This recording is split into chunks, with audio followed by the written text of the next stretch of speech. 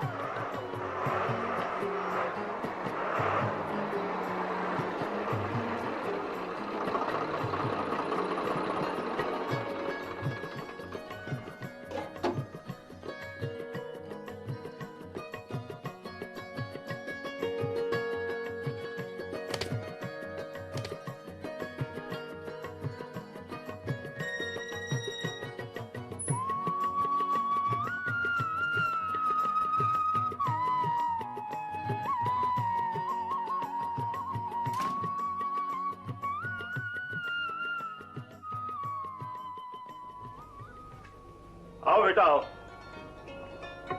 सब काम हो गया ना? आज बड़ी देर कर दी। जी पिताजी, काम ही देर का था। और वैसे भी पिताजी, उस बंजर जमीन को मुझे अपने खून और पसीने से सींचना है, तभी तो वो मिट्टी सोना उगलेगी। बेटे, मिट्टी के साथ तो मिट्टी होना ही पड़ता है, तब कहीं कुदरत जाकर हमें फसल के रूप में फल देती है।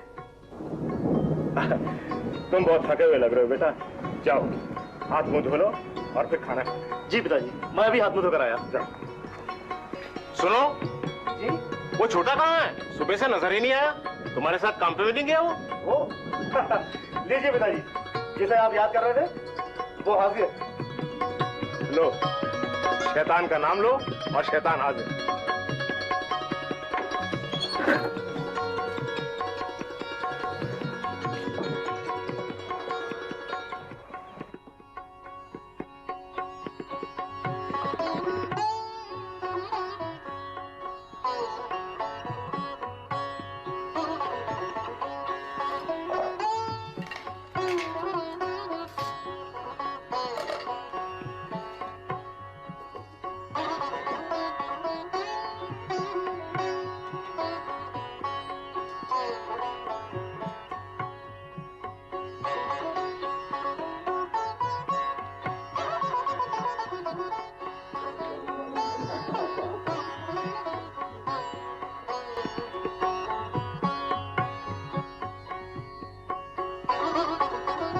अरे भली लोगों, जब दबा के काम करते हो तो दबा के खाओ भी। जब दबा के खाओगे नहीं तो ताकत कहां से आएगी? मालिक, मेरे पास पहले ही काफी है। शर्माना नहीं चाहिए, ये तुम्हारा अपना ही घर है। तुम्हें ये सब्जी पसंद नहीं है क्या? नहीं मालिक, ऐसा नहीं, बहुत स्वादिष्ट है, मजा आ रहा है। अरे भाई, मजे ही लेते रहोगे तो खाओगे क्या?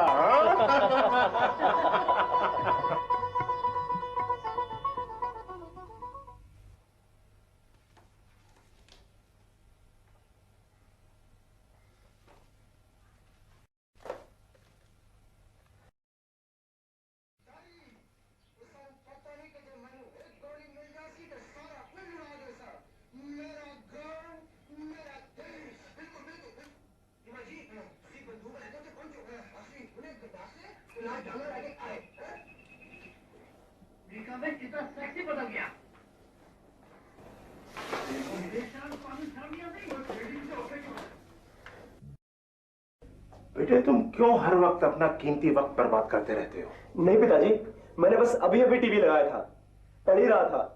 थोड़ा थक गया तो सोचा मनोरंजन हो जाए। अच्छा पढ़ रहे थे? देखे तो क्या पढ़ रहे थे आप? अच्छा तो ये पढ़ रहे थे तुम। देखो बेटा, हर चीज का एक समय होता है। खेलने के वक्त खेलो, पढ़ने के वक्त पढ़ो। परमेश्वर सब देखता है।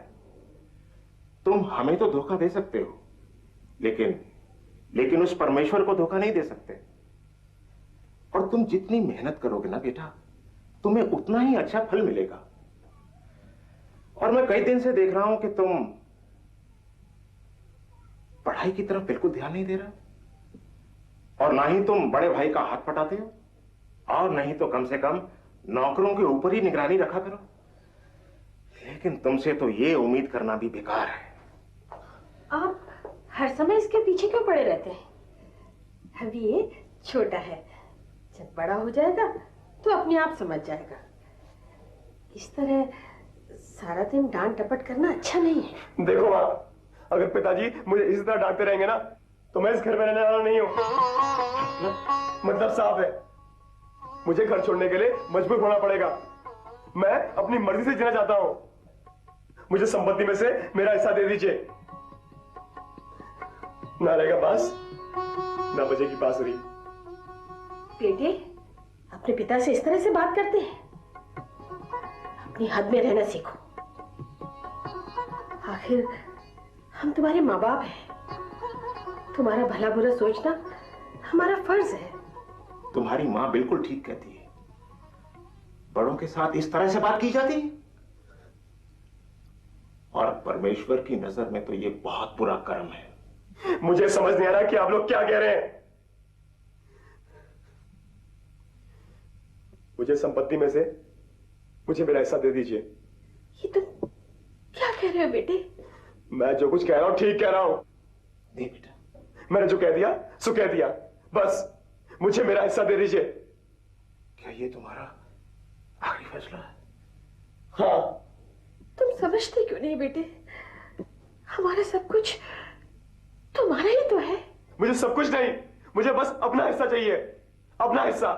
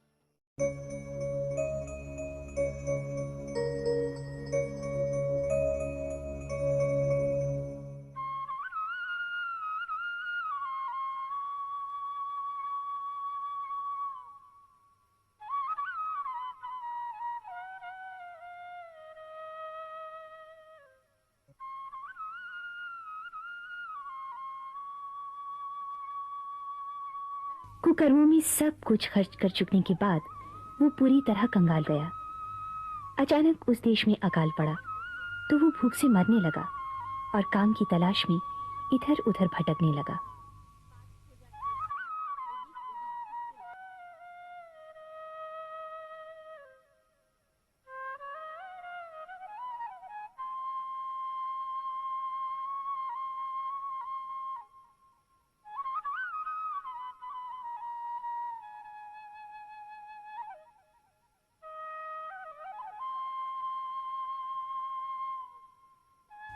और उस देश के निवासियों में से एक के यहाँ जा पड़ा। उसने उसे अपने खेतों में सुअर चराने के लिए भेजा। अरे भाई क्या बात है, अंदर क्यों चले आ रहे हो? मालिक, मैं काम की तलाश में घूम रहा हूँ। जो भी काम हो मैं करने के लिए तैयार हूँ। बहुत दिनों से खाना नहीं खाया है मालिक, मैं भूख से मरा जा रहा हूँ मालिक। मुझे काम जरूर दे दीजिए मालिक, मुझ पर दया कीजिए मालिक। मैं आपका आभारी रहूंगा मालिक, आपका आभारी रहूंगा। वो तो ठीक है, लेकिन तुम्हारे लिए मेरे पास कोई काम नहीं।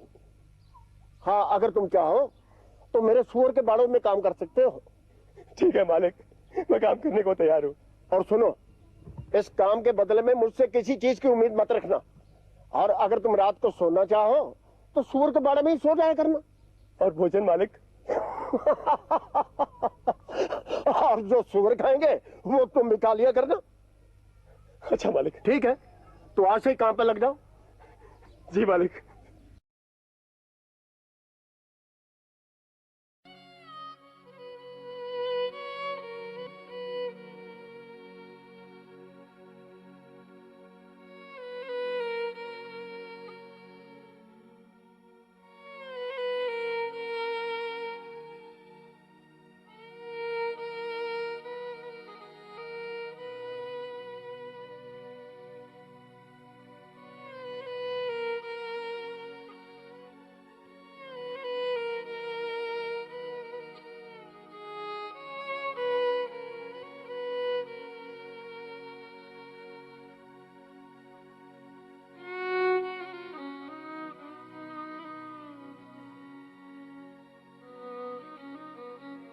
जब वो अपने आप में आया तब कहने लगा, मेरे पिता के कितने ही मजदूरों को भोजन से अधिक खाना मिलता है और मैं यहाँ भूखा मर रहा हूँ। तो क्या खाओगे आज? हाँ, बताओ क्या खाएगा मेरे बेटा? आलू के पराठे। और मेरे बेटा क्या खाएगा बता? खीर।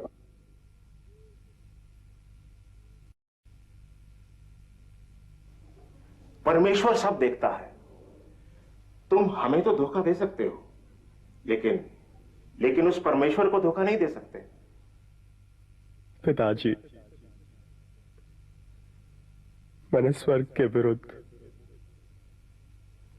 और आपकी दृष्टि में बहुत बड़ा पाप किया है। अब इस योग्य भी नहीं रहा कि आपका पुत्र कहलाऊं। पिताजी, मुझे एक नौकर के रूप में स्वीकार कर लीजिए।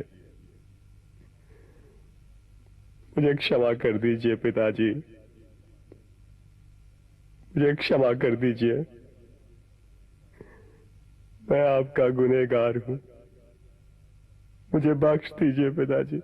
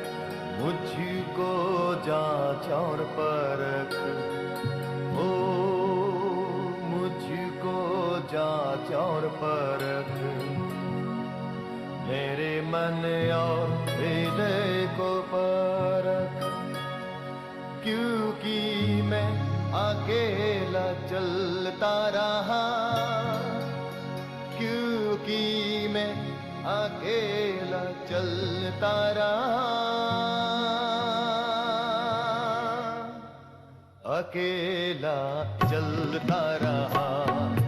ओ हे परमेश्वर,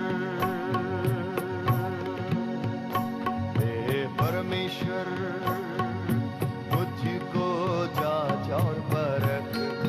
ओ मुझको जांच और परख, मेरे मन और हृदय को परख, मेरे मन और हृदय को परख, क्योंकि मैं अकेला चलता रहा, क्योंकि मैं अकेला चलता रहा, अकेला चलता रहा। ओ हे परमेश्वर,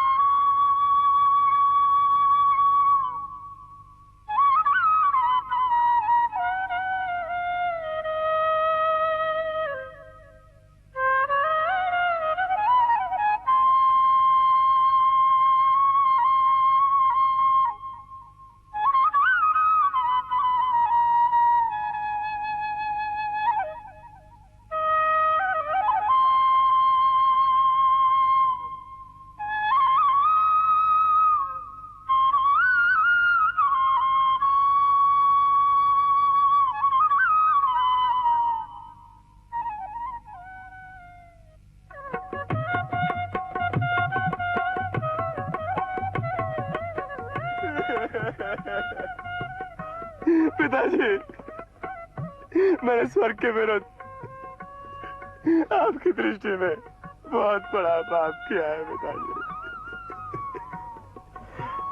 मैं तो अब इस योग्य भी नहीं रहा कि आपका बेटा कहलाऊं। मुझे माफ कर दीजिए पिताजी, मुझे क्षमा कर दीजिए, मैं आपका गुनहगार हूँ पिताजी। अरे नहीं बेटा, नहीं, रोते नहीं। तुम तो मेरे दिल के टुकड़े हो बेटे, मेरी जान हो तुम। मुझे पूरी उम्मीद थी कि तुम एक दिन जरूर वापस आओगे मेरे लाल। मैं हर वक्त तुम्हारा इंतजार करता रहता था, और तुम्हारी माँ रात रात पर जागती रहती थी और रोती रहती थी बेटे। पिताजी, मैंने आपकी आज्ञा का पालन ना करके बहुत बड़ा पाप किया है, बहुत बड़ा पाप किया है। मुझे माफ कर दीजिए पिताजी, मुझे क्षमा कर दीजिए, मुझे बस एक मौका और दीजिए पिताजी, बस एक और मौका। मैं ऐसी गलती कभी नहीं करूंगा पिताजी, कभी नहीं करूंगा। बेटा बेटा बेटा, अरे तुझे तो देखते ही मैं अपने सारे दुख भूल गया हूँ। सुबह का भूला अगर शाम को घर में वापस आ जाए तो उसे भूला नहीं कहते बेटा। हम तो तुम्हारी उम्मीद बिल्कुल खो चुके थे, लेकिन तुम हमारे पास सही सलामत पहुंच गए बेटा। एक बाप के लिए इससे खुशी की बात और क्या हो सकती है कि उसका भटका हुआ बेटा सही सलामत घर में वापस आ जाए। अरे लाल,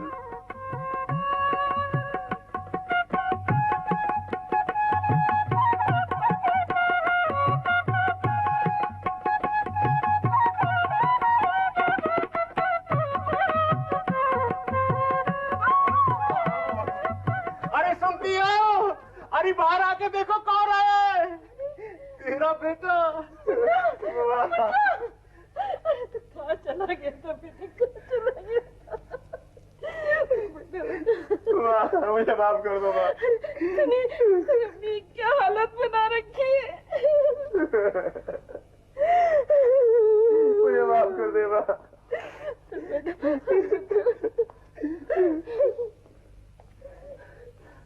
अरे गांव वालों, अरे सुनते हो, मेरा बेटा जो खो गया था आज वापिस आ गया है। जो मर गया था वो जी उठा है। अरे रामू, शामू, घसीटा, अरे कहाँ हो तुम सब लोग? मेरे बेटे के लिए नए वस्त्र लेकर आओ, उसके हाथों के लिए सोने की अंगूठी लेकर आओ, उसके पांव के लिए नए जूते खरीद कर लाओ। अरे सारे गांव को दावत पे बुलाओ ताकि हम मिलकर भोजन करें और खुशियां मनाएं।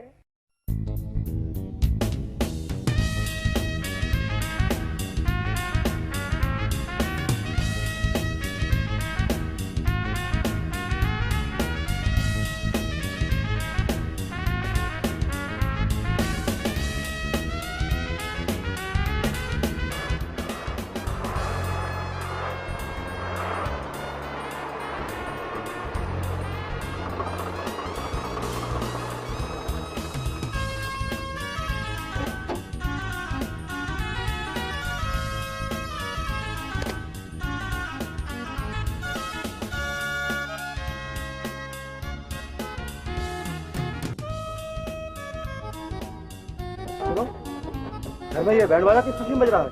हजूर, छोटे मालिक आए हैं। छोटे मालिक?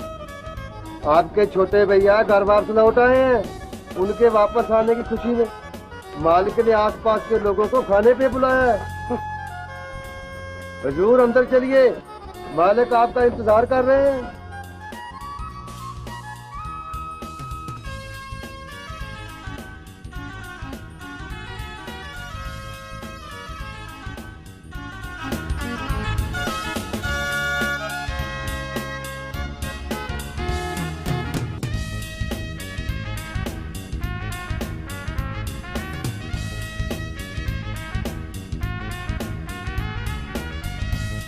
अरे बेटा, तुम यहाँ क्यों खड़े हो? पिताजी, ये सब क्या हो रहा है और किसके लिए हो रहा है? बेटा, तुम्हारा छोटा भाई घर वापिस लौटा है ना, इसलिए। तो इसमें इतनी खुशी की क्या बात है? क्यों? तुम्हारा छोटा भाई इतने अरसे के बाद घर लौटा है, इससे बड़ी खुशी की बात और क्या हो सकती है? पिताजी, आप मेरी मेहनत और ईमानदारी का बहुत अच्छा सिला दे रहे हैं मुझे। नहीं बेटा, तुम मुझे गलत समझ रहे हो। चलो अंदर चल के अपने भाई से मिलो। उसी भाई से जो अपना हिस्सा लेकर आपको और मुझे ठुकरा कर ये घर छोड़कर चला गया। आपने मुझे तो कभी भी मेरे मित्रों के साथ खुशी मनाने का मौका नहीं दिया। तुम तो हमेशा मेरे साथ हो। मेरा जो कुछ भी है वो तुम्हारा है। ये मौका ऐसी बातें करने का नहीं है बेटे, बल्कि ये खुशी मनाने का है।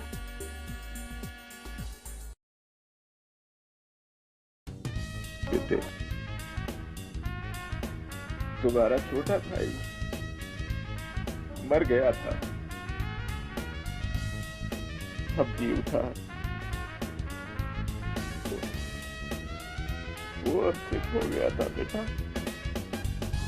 हाथ मिला। आओ।